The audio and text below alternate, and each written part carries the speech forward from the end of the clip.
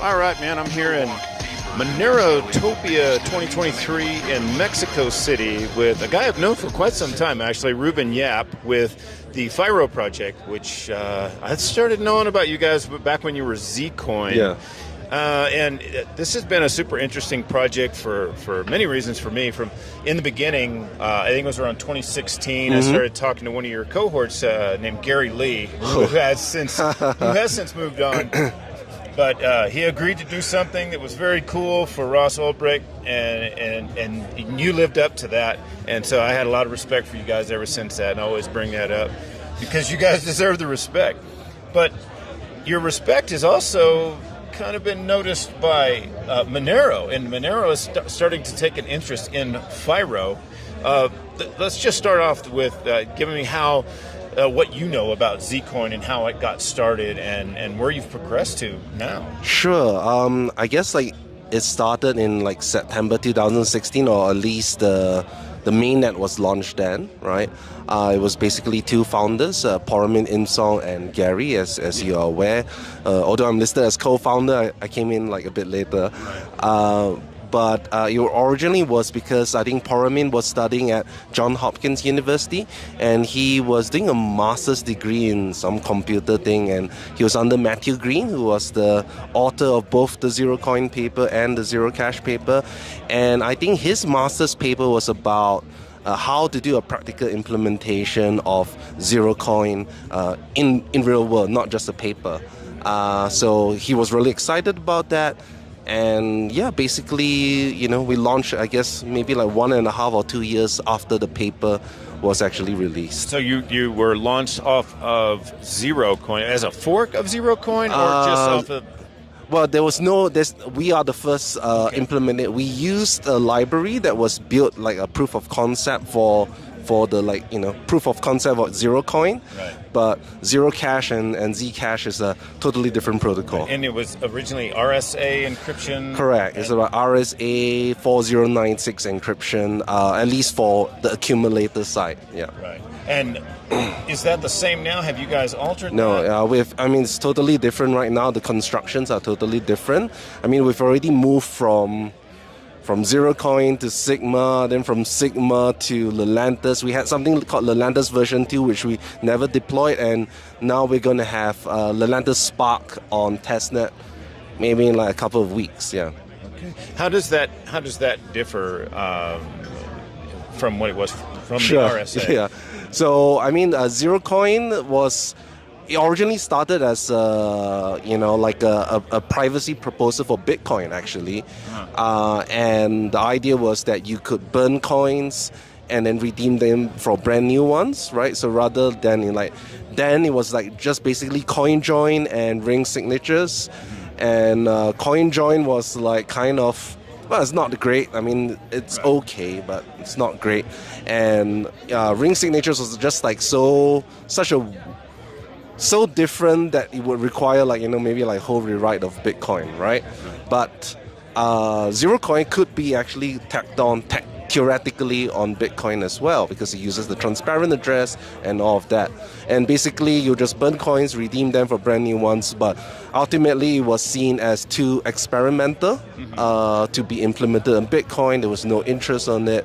So the functionality is that when a transaction happens, then that coin is burned and reminted as a new coin, so that all previous history is gone? So the way you would work is let's assume that it's like Bitcoin. You take all of your Bitcoin, you burn them up, and you retain kind of like a cryptographic receipt that you burned it. And when you want to send it, it doesn't have to be to your address. You can send it to someone else, redeem that thing, and send it to this address. You're producing that proof to say that, yes, I have burned coins, but I'm not telling you which one. It could be any of the millions of people that are burning it, right? Okay. So that was the original idea, yeah. So it doesn't actually mint it until you're ready to send again? Yes, correct, okay. Yeah. So how does that work with building the anonymity set? If the coin is... because if the coin is burned, are you restarting your anon set? No. So your anon set comprises of everyone that had burned coins, but obviously Zero Coin did not hide amounts. So you would need to burn in fixed denominations, so, similar to CoinJoin, similar to Tornado Cash. Currently, I think it's like you have to burn 1, 10, 100. So you cannot burn like 13.5 or something like that. You have to break it down into fixed denominations. So your anonymity set would be contained within everyone's at burning 1, everyone that's burning 10 or something like that. Okay. Yeah. So not the entire network. But with Firo, you were able to send fractions, right? Correct. Yes, that's why we went through like so many iterations. Yeah. And so currently, how does that work right now then? So from ZeroCoin, because it had something what we call a trusted setup, basically that is very different than the Zero Cash trusted setup, which is much more complicated. Basically, I mean, you just needed a very large. You mean the Zcash? No. So Zcash has its own trusted setup, but ZeroCoin also had a different trusted setup. Okay. And we, as we said like, well, actually our trusted setup isn't that bad, because unlike with Zcash, Zcash did the ceremony themselves, and they knew that this setup would be used for a cryptocurrency, right? While for us, we took a number that was in the RSA factoring challenge in 1991, done as an academic study.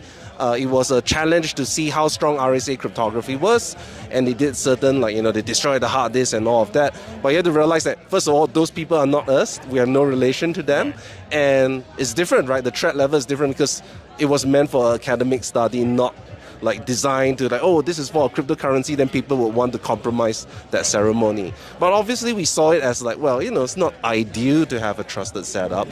So with Sigma, we moved away from RSA cryptography. We started using something called one out of many proofs, which is like using ECC curve stuff, and that removed trusted setup. And then after that, now which we're currently on, which is Lelantus, which is our own current, original development, and that allows you to burn and redeem arbitrary amounts. So that means you don't need to use fixed denominations anymore, right? That means I can burn 56.2 and partially redeem 0.57, and that's all hidden, right? But the one that we're moving into now allows you to keep it in like addresses that totally shield. I don't have to redeem anymore. I can just do pass the right to redeem to you. So it's like everything's hidden, sender, receiver, amount. So it's taken I don't know, we started in 2016, now it's like 2023. It's finally evolved here. And Time for a shameless plug for all you crypto privacy advocates out there. I've been working with a new project called Dragon X, which is a Zcash fork, private by default. It is CPU mineable. We're using the RandomX algorithm to make this CPU mineable. Our GUI offers one-touch mining right in the wallet. We have the GUI wallet, the Lite wallet, and a mobile wallet available. So go ahead and go to dragonx.is and check us out and see if you like what we have to offer. The website is dragonx.is. Join us on the Telegram, and if you're a developer, we would love to have you aboard. That's dragonx. Well, obviously Monero is not interested in this burn concept, but they are interested in Lelantus. What aspect of Lelantus are they interested in? So basically Seraphis, which I just attended. We just watched the talk on. Of course, there's some I would say that Koi, he basically had this idea of building a framework for a privacy protocol, right? And we were already independently pursuing our, trying to solve stealth addressing and all of this in this type of stuff. So right now, Monero, the ring sizes are 16 or something like that, right? And with our technology, obviously with the way Seraphis is planning to implement it, maybe it'll go up to 128 or 256. But the way that Firo has implemented it, with some trade-offs, that anon set can go up to 65,000 or something like that. Oh, okay. Yeah, so it's a much higher anon set, and why they were interested is that certain things that we did, like the use of the one of many proofs, the way that we solve stealth addressing, those concepts, I guess, helped them to also develop their addressing structure, which led to Seraphis. So I wouldn't say that they were directly interested in Firo per se, but it's more of our research kind of spurred on further research into this like area that no one had previously touched before, because everyone was looking at ZK snarks or all this type of other stuff.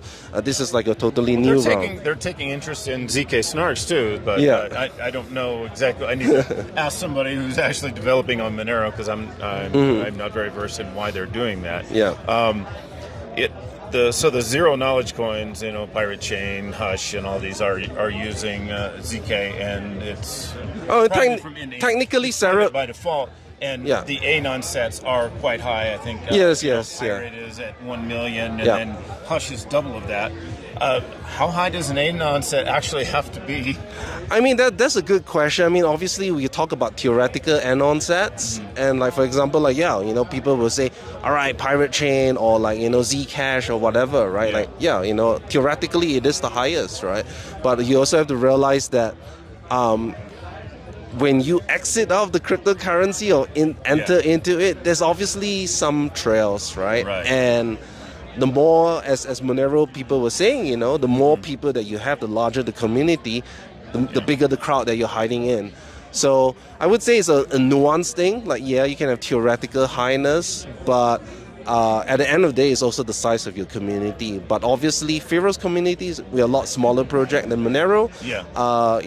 And what we do is that, look, that's why we cater our transactions on a per transaction basis to a very high anon set. So even if our community isn't as big, we're getting a lot more privacy per transactions. And on top of that, we're actually already looking into ways to get a global anon set so that it will function like ZK snarks without all the trusted setup, without the weird cryptographic assumptions and stuff like that. You guys did have at one point, it was a pretty cool thing that happened for Firo. I believe you were Zcoin at that time, with voting in the elections. So tell me about that. And do you have any plans of doing any other projects similar? Yeah. So in 2018, so Poramin, which is our founder, he actually has a background. He served in like the cyber warfare unit in Thailand, and back then it was the Thailand Democrat Party, which was one of the major opposition parties. Then the party leader was having he was facing challenges, right? And previously, how the party leader was elected was basically the top honcho say like, okay, you represent us. The individual party members did not have any say.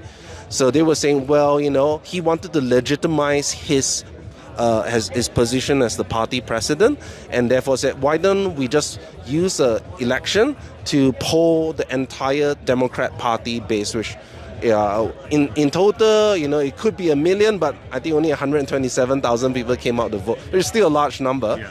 But basically, the idea of e-voting was to save costs, and also why it was on our blockchain, it was because, all the other candidates were not comfortable to say, if e-voting, who's going to control the server? They didn't trust the election commission, so why don't we pick a neutral ground that everyone can verify? So that's kind of how it happened. Now, as to your second question, whether it will happen again, unfortunately, although he won that election, he lost the general election, right? So the new guys didn't really have like a political incentive to continue this system.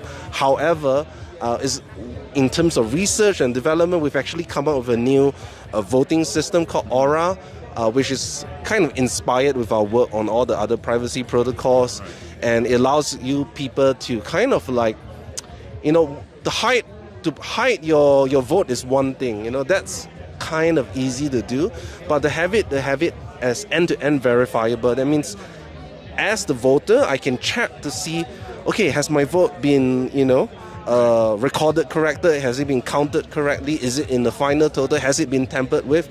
And they can know cryptographically that their stuff has been factored in. And I think the benefit also of that construction is that there's if you have an election board, you don't really have to trust them to say, oh, they can all collude and break the privacy, right? But here, even if they all collude, they cannot break the privacy, and the board is just needed to kind of like, oh, let's count votes, let's call and tally stuff, but they don't have any additional information. It kind of seems like it should have been done on a transparent chain, like Bitcoin or something, so that everybody can see it. How did you? How were you able to actually prove, the amount of votes and this on a privacy chain? What was the challenge of that? The idea is that although elections should not be transparent in the sense the final vote and the counts, all that has to be transparent and verifiable. Right. But how I voted should not be, right? Okay. Yeah, okay. like obviously. Okay, so a privacy chain is actually a better tool. Correct. So the point of having privacy is that you need to be able to verify that that this has not been tampered with. This is correct. I get the final value. Right. But the individual, the details that make it up, I do not know, which is what we want. How do they do this? Like each person that voted had a wallet, and they were issued one coin, and when the coin is spent, that's the vote. Or so obviously, that seems like a pretty elaborate. Yeah, it's elaborate. Of course, there are many ways to do it. Obviously, the system that you still need to have. Okay, how do we?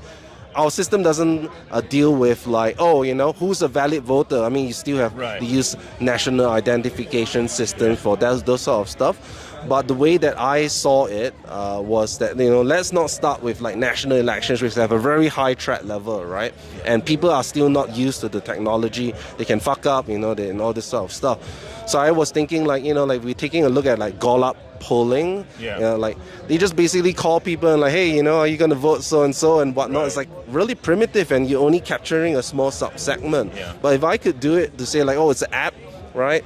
Register to your phone number and whatnot, and express your view on something, get a little bit of money for it, that would be a much like easier way to do polling on a wide scale while preserving privacy as well. So this is obviously may not be a Firo product, but we developed the protocol for it, and that may be a separate project. Yeah, the Libertarian Party actually did this in San Antonio, Texas, with I believe Filecoin, and what they did is they put a screen up, and this was it wasn't for the total vote; it was for electing the electors. Anyway, as people voted, they projected it on the screen and they counted it, and then they entered that onto the blockchain. So it was a really really crude way of doing it. Yeah. But they voted on the blockchain. So the Libertarian Party actually did. But it was post when you guys did. You guys did it way before that. So. Yeah. So it's a great idea. Where can people find out about Firo and get Firo and the whole community? I guess our website Firo.org. Would be the best place to get it. I guess our most active communities are on Discord, Telegram, obviously we have forums as well, all on the website. That's all linked. I think that's the best place. Available on Edge Wallet, I noticed that. Yes, Edge Wallet as well, one of our early supporters. Yeah. And now we have Stack Wallet, Campfire Wallet, and even a couple others that do support our privacy features. Right, yeah. right. Was Stack Wallet hard? I know they have like this whole weird thing going. I forget what kind of code it's in. It's not code, it's like they have some kind of special code. I don't think it's special, but it works. Yeah. Anyway, all right, man. Reuben Yap, guys from Firo. And the last thing is, so you guys switched from Zcoin to Firo because it more emulated the idea of burning a coin, right? Well, there were multiple reasons. Of course, I got a lot of flack for it, and it was a bit tough, right? Because a lot of people still refer to it as Zcoin, and I understand. But I guess the idea was like, Zcoin was named after Zero Coin, right? And we no longer use that. That thing actually had a vulnerability. Right. And I guess as Smart Cash found out, many chains found out. That was a whole other kettle of fish. But I guess we also were like constantly being confused with Zcash, and you guys forked of them, and that was kind of unfortunate given that our tech is totally different. Yeah. So we were thinking, look, since we are not using Zero Coin anymore, we're using something totally different. Let's call it something that is short, easy. Right. You have the domain for it. It's burning up. Well, it automatically makes me think of the concept of burning the coins. And it sounds like money, right? Rather than something coin that coin. I mean, in my personal opinion, Bitcoin isn't a great name, but right. Well, unless you're Bitcoin Cash. Yeah. All right, man. Well, thanks a lot, Reuben. Thank you so much, Dan.